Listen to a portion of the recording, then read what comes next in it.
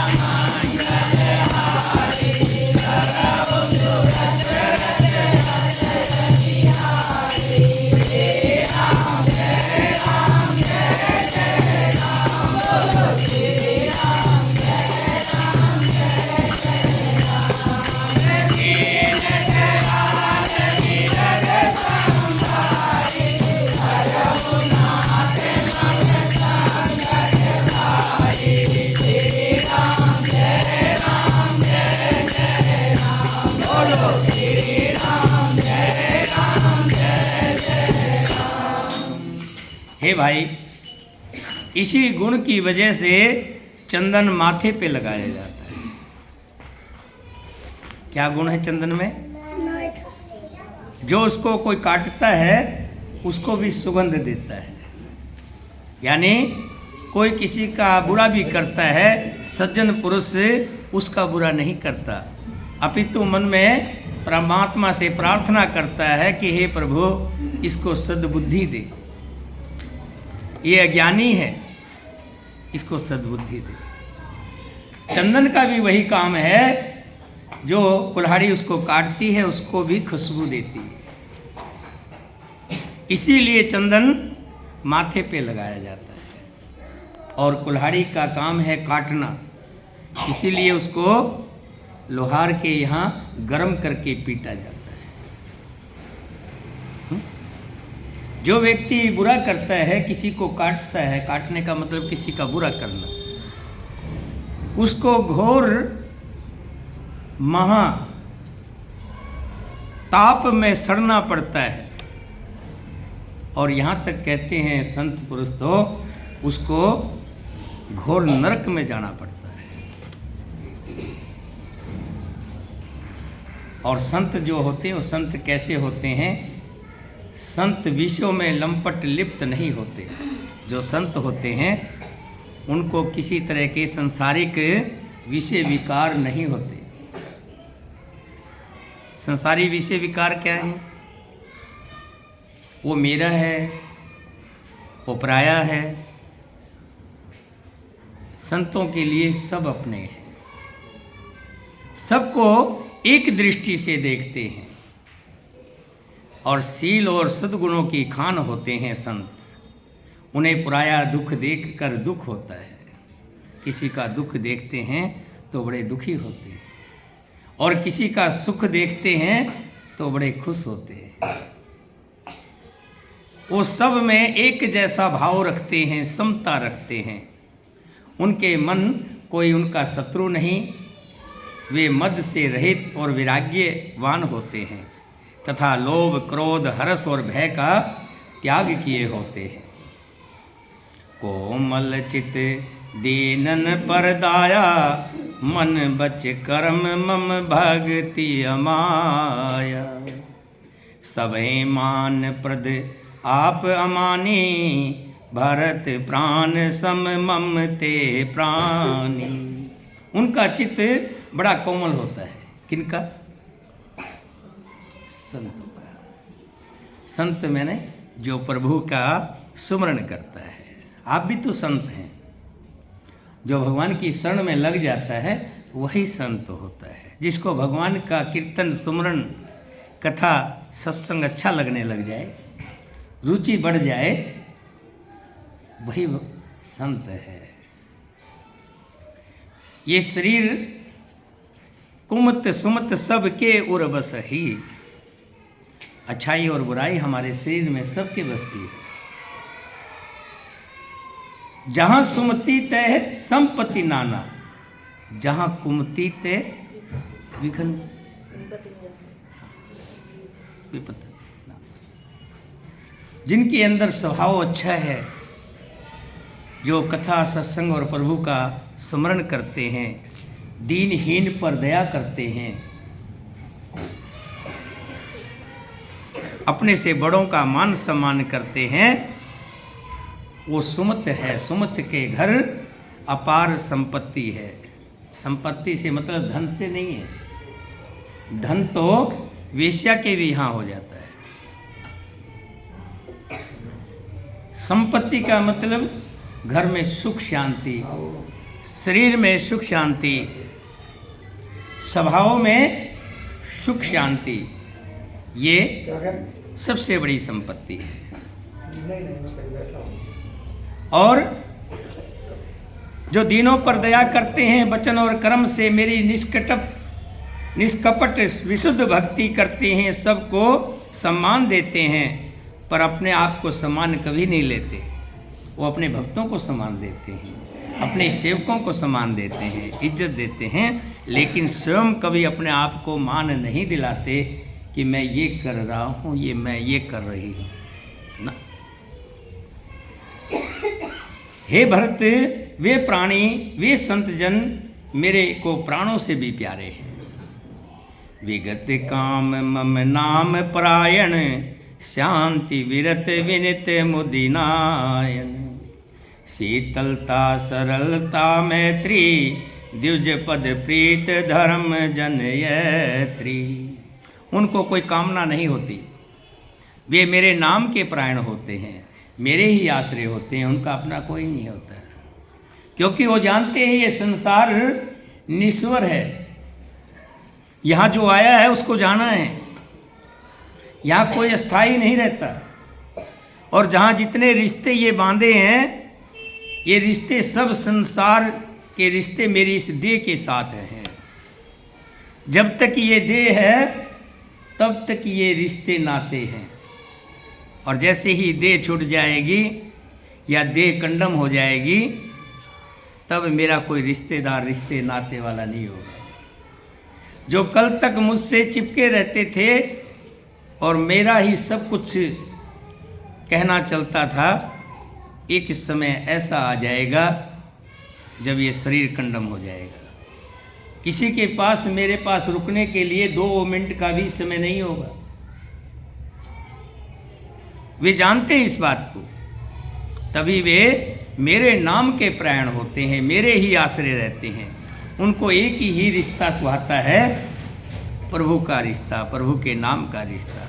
वो हर प्राणी में प्रभु को देखते हैं, चाहे सास है, ससुर है, देवर है, जेठ है, भाई है, बहन है, सब में प्रभु को देखते हैं और उनका अच्छा बुरा जो भी होता है उसको प्रभु का निमित्त मान करके स्वीकार करते हैं। किसी के साथ झगड़ा फसाद नहीं करते। शांति, विराग्य, विनय और प्रसन्नता के घर होते हैं। उनमें शीतलता, सरलता, सबके प्रति मित्र भाव और ब्राह्मण के चरणों में प्रीति होती है और जो धर्म को उत्पन्न करने वाली है। ये सब लक्षण बसे जास उर, जानहु तात संत संतनपुर। समदम विनय नीत नहीं डोले, परस बचन कबो नहीं बोले। हे तात, ये सब लक्षण जिसके हृदय में बसते हों उसको सदा सच्चा संत जानना चाहिए। अभी बात आ रही थी, बहुत से लोग कहते थे, कई बार प्रश्न पूछ लेते हैं, क्योंकि आपकी ये कथा कम से कम 1 लाख से ऊपर लोगों के पास जाती है। यूट्यूब के माध्यम से, व्हाट्सएप के माध्यम से, फेसबुक के माध्यम से, इंस्टाग्राम के माध्यम से, तमाम माध्यमों के द्वारा ये 1 लाख लोगों के पास रोजाना जाते हैं। उनमें से कुछ के मेरे पास फ़ोन भी आ जाते हैं। एक बार इसी तरह से फ़ोन आया था, कहने लगे जी संत किसको जाने। अब ऐसे तो चोला पहन के बहुत से लोग घूमते हैं, संतों का चोला पहन लिया, क्रोध छोड़ा नहीं, संतों का चोला पहन लिया, लोभ मोह छोड़ा नहीं। अब ऐसे कैसे पहचान हो कि ये असली संत है या दूसरा संत है।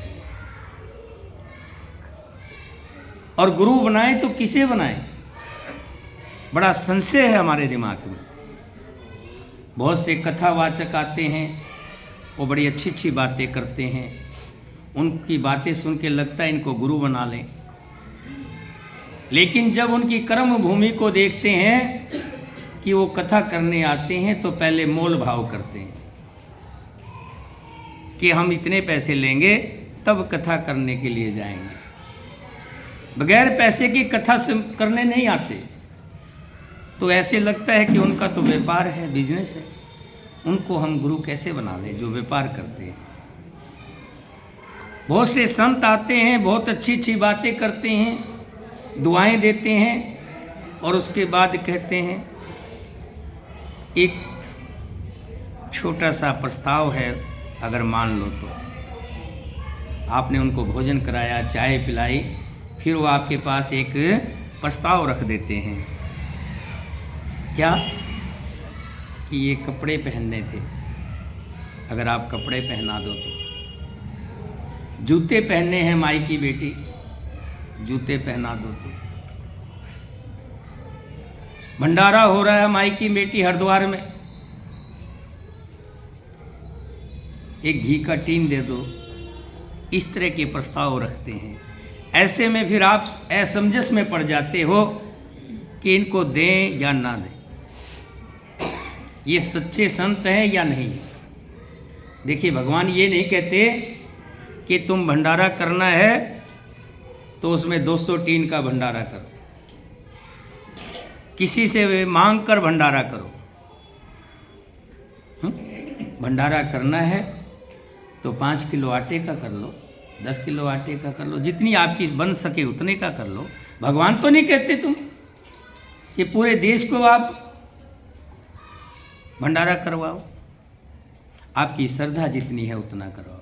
ऐसे में असमंजस ये होता है कि हम गुरु बनाए तो किसे बनाए। कहा भी है, पानी पिए छान के और गुरु बनाइए जान के। बड़े बड़े मठ बने हुए हैं, बड़े बड़े हम देखा पीछे धन धन सतगुरु वालों का भी हमने देखा, आसाराम जी का भी, कोई रामपाल जी को मानता है, कोई राधा माई को मानता है। अब जब इन चीज़ों को देखते हैं, उनके कर्मों को देखते हैं, तो मन थोड़ा सा दहल जाता है कि ऐसे लोगों को हम कैसे गुरु स्वीकार करें कि कौन सा गुरु ठीक होगा। बड़ा मन विचलित है। यहाँ भगवान श्री राम जी ने भरत को बहुत ही अच्छी बात बताई है। क्या? गुरु वो हो जो किसी का बुरा ना चाहे, सब में सम भाव रखे। मैंने देखा है, मैं बहुत जगह गया हूँ, एक जगह नहीं गया। जो कोई बड़ा मंत्री आ जाता है, जैसे ये भाई जी आए, इनको कुर्सी दे दी,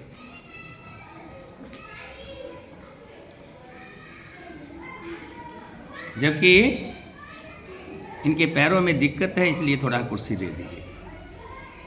और आप में से भी मैं कहता हूँ, जिसके पैर में दिक्कत हो तो कुर्सी ले लो। लेकिन ये ध्यान रखिए, राजा आ जाए तो राजा भी वहीं बैठे, राजा भी को भी उसी दृष्टि से देखे। संत के लिए कौन राजा और कौन गरीब, उसमें सम दृष्टि हो। जब ये सम दृष्टि आपको दिखाई दे जाए तो उसको मान लीजिए कि ये सच्चा संत है।